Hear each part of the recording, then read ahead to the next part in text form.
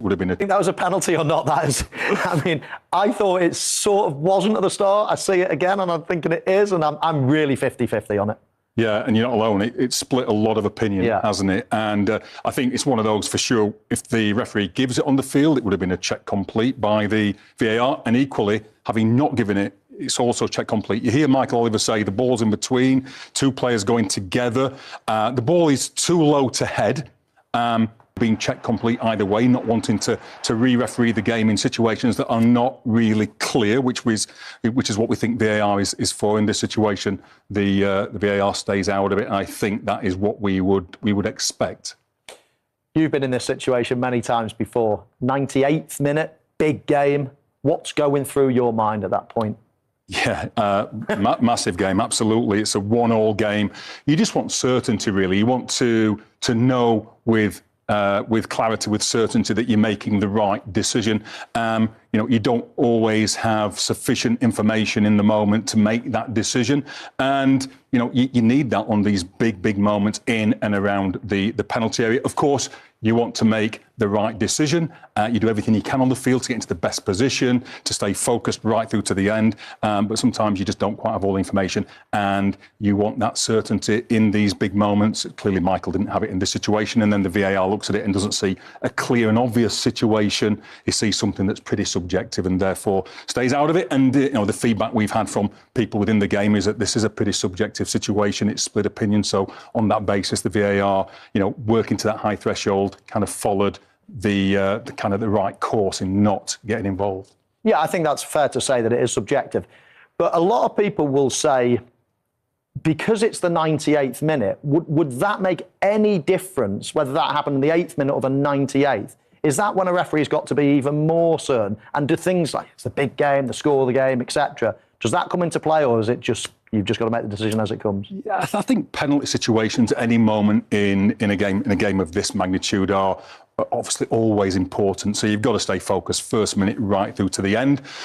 Towards the end of the game, maybe players in some situations will look to use contact to go down. Sometimes that's not what happens in this case, but you need to be aware of the way that players might behave in the later stages of the game, hence the reason that you need that level of certainty. But yeah, you're just aware of the consequence of those big decisions around the penalty area and the need for certainty. Yeah. Okay. See, this is what I talked about, the boot. See how the boot was blurred? Mm-hmm. So are you telling me a ball's that shape? Certainly not. And it's that wide? No. Of course it's not. So therefore, but that ball has left his foot, so they've frozen it when it's left his foot. So that means, first of all, Chris Wood has already started to move. Yes. So he wouldn't be, if it wasn't left his foot, he would be back further.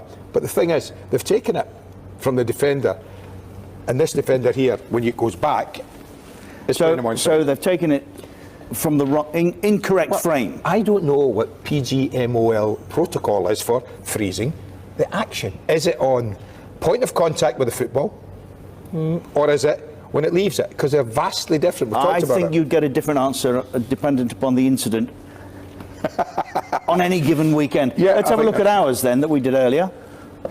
Right, now we've taken it to point of contact. Mm-hmm. When he strikes the football, and there you can see knee, all in line, up.